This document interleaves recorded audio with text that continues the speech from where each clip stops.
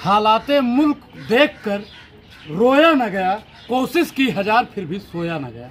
Bharatiya Janata party की जब से सरकार आई है तब से इस देश के नौजवान युवा पीड़ित है।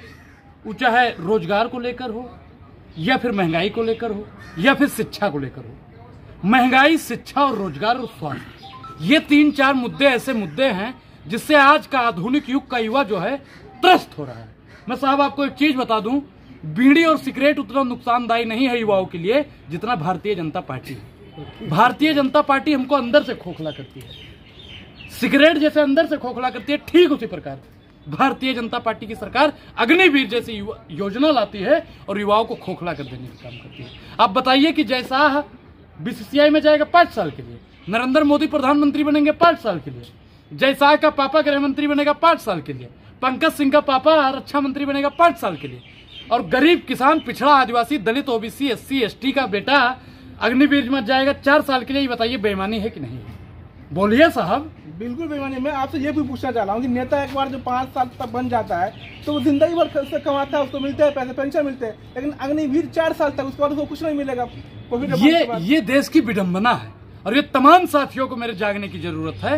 वो अपने ट्विटर पे तो लिख देते हैं कि मैं मोदी का परिवार, अपने ट्विटर पे लिख देते हैं मैं चौकीदार, तो उनके साथ तो सहारी भी होगा ही। जिस दिन युवा जाग गया, तलवारों के साए पर इतिहास हमारा बनता है, जिस ओर जवानी चलती है उस ओर जमाना चलता है। तो मुझे अपने युवाओं पर विश्वास है, मुझे अपने यूथ पे विश्वास है और मेरा यूथ सबसे मजबूत है।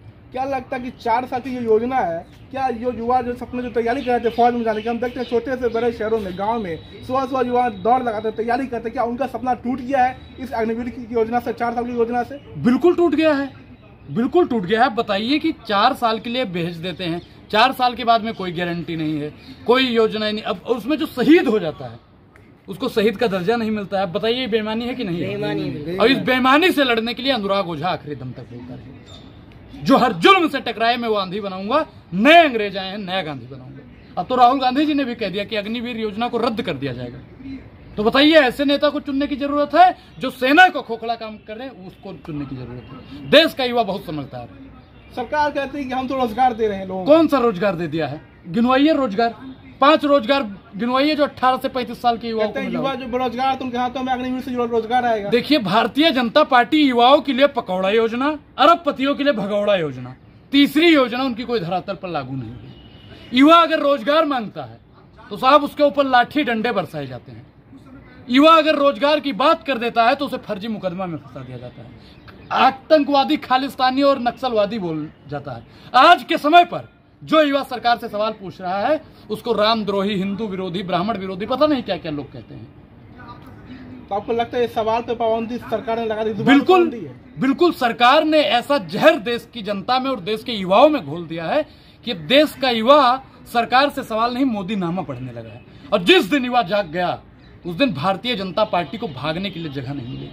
अग्निवीर के लिए अगर उस 1600 मीटर 4.5 मिनट में भाग सकता है तो आप सोचिए कि देश का तमाम युवा प्रधानमंत्री नरेंद्र मोदी को कितनी स्पीड में दौड़ाएगा। मिल्खा सिंह से भी ज्यादा तेज इनको भागना पड़ेगा भाई। ऐसा कर सकते हैं? बिल्कुल। अनुराग ओझा भी अग्निवीर की तैयारी करता था। अगर ये अग्निवीर नहीं आती तो अनुराग ओझा को बोल लाना पड़ता। आप भी तैयारी कर रहे हैं? बिल्कुल, मैं अग्निवीर की तैयारी कर रहा था, मेरा नाम मैच नहीं कर रहा था और अच्छा हुआ मेरा नाम भी मैच नहीं किया।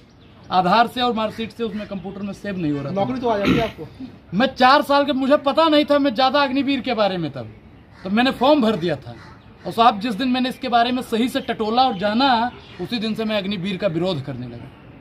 यह अग्नि विरोध नहीं, युवाओं को अग्नि में डालने का एक साधन है, देश के युवाओं को गुमराह करने का, बेवकूफ बनाने का एक साधन है। प्रधानमंत्री नरेंद्र मोदी को इसका जवाब 2024 के चुनाव में देना पड़ेगा। ये जो आप बातें जो कर रहे हैं, लेकिन युवा का मन टटोलने की जो कोशिश करते हैं तो एक ही नाम सुना देता है, मोदी मोदी मोदी। देखिए मैं एक चीज आपको बता दूं, मैं आपको बता दूं कि आप आरएसएस और बजरंग दल के आसपास में घूम के आए हैं। अगर आप वाकई में जमीन पर उतरेंगे और युवा से पूछेंगे आपको नौकरी चाहिए या मोदी चाहिए, और आप लोग भी अपनी प्रतिक्रिया दें साहब कि आपको नौकरी चाहिए या मोदी चाहिए, आपको क्या चाहिए? अगर आप हमारे उम्र के युवा होते तो आपको नौकरी चाहिए होती है, मोदी चाहिए होता है? नौकरी चाहिए। नौकरी चाहिए होती है। अब आपको नौकरी चाहिए तो मेरे देश के युवाओं को नौकरी चाहिए कि नहीं चाहिए? मोदी जी ने वादा किया था 2 करोड़ रोजगार का और कहा लेकर आए अग्निवीर। बात चली थी हवाई चप्पल को हवाई जहाज में बैठाने की, और क्या कर दिया, ऊपर देखा हवाई जहाज नहीं, नीचे देखा हवाई अच्छा, एक बात बताइए, कांग्रेस सरकार आई तो क्या अग्निवीर को लागू रखने या खत्म कर दिया जाएगा? राहुल गांधी जी ने स्पष्ट कर दिया है कि हमारी सरकार बनते ही कि अग्निवीर को खत्म कर दिया जाएगा, और जितने भी पद खाली हैं, चाहे रेलवे में हो, चाहे मिनिस्ट्री में हो, या किसी भी संस्था में हो, सबको भरा जाएगा। और महिलाओं के लिए, जो मेरी बहनें बेटियां हैं, जो उनके लिए भी कह रहे हैं कि 50% किया जाएगा। तो जो युवा तैयारी कर रहे हैं अग्निवीर की, जिनके आंखों में सपने हैं, उनके लिए अनुराग क्या कहेंगे? मैं तो उनसे कहता हूं साहब कि देखिए, भारतीय जनता पार्टी की सरकार में रोजगार का मतलब लोहे का चना चबाना है। जो इनकी सरकार में लोहे का चना चबा सकता है वही रोजगार के पात्र है। और बाकी भारतीय जनता पार्टी अग्निवीर जैसे घटिया योजना तो ला सकती है, लेकिन आपके हक और अधिकार की बात करने वाली योजनाएं पूरी भर्ती क्यों नहीं निकाल रही है? अब बताइए, जो मेरा भाई, मेरा मित्र पूरा होता है, पूरा फिटनेस जांच वही, 1600 मीटर भी वही, पूरा सब कुछ मेडिकल भी वही, सब कुछ वही होता है, तो 4 साल के लिए क्यों साहब परमानेंट कीजिए अग्निवीर को। जब तक अग्निवीर पूरा परमानेंट, जितने भी साथी मेरे हो चुके हैं अग्निवीर में, मैं भारत सरकार से दरखास्त करता हूं, और खासकर आर्मी का जो चीफ होता है, जो परमानेंट करता है, उनसे भी मेरा दरखास्त है कि इसको परमानेंट किया जाए, ताकि देश के युवाओं का सपना टूटे ना, उनका भविष्य गर्क में ना जाए। क्या एक मनोबल टूट रहा है सेना का? बिल्कुल से? बिल्कुल। आप बताइए, सेना साहब कहीं ना कहीं कमजोर हो रही है। आप बताइए कि अगर 10 ये योजना ऐसे ही रही और 10 साल देश का युवा अग्निवीर का फॉर्म नहीं भरता है, तो सेना हमारी कमजोर होगी कि नहीं होगी? जिस चीन को तुम लाल आंख दिखाने की बात कर रहे थे मोदी जी, उसको आप लाल आंख दिखाने नहीं जाएंगे। बजरंग दल और आरएसएस का लोग लाल आंख दिखाने नहीं जाता है। हमारी सेना की बदौलत आप लाल आंख दिखा पाते हैं। और हमारी सेना अगर कमजोर हो गई तो चीन हम पर कब्जा कर लेगा, पाकिस्तान हम पर कब्जा कर लेगा, भूटान और नेपाल हम पर कब्जा कर लेगा। और अनुराग ओझा अपने जीते जी ये नहीं होने देगा। नहीं होने देगा मतलब नहीं होने देगा। ये तो हुई बात, हमने की योजना पे हमने बात की कि फौज में जो नौजवान जाना चाहते हैं वो क्या सोच कर जाते हैं, 4 साल में जाने के बाद उनको क्या नुकसान, लेकिन अलग वो देखिए, वो जाते हैं कि हम देश सेवा करेंगे। अब बताइए 4 साल में वो क्या सेवा कर पाएंगे? 4 साल में वो क्या कर पाएंगे? 4 साल में होता क्या है? 4 साल में होता क्या है साहब? बाद में क्या आएंगे? जय हिंद सर, आपके संथरी बन जाएं। आप यही चाहते हैं ना कि प्रधानमंत्री आवास पर आकर सलूट मारे आपको? ये मोदी जी कभी नहीं होगा। और बेहिसाब हसरतें ना पालिए। जो मिल गया है मोदी जी, आप उसे संभालिए। अग्निवीर को बंद कीजिए, बंद कीजिए, बंद कीजिए।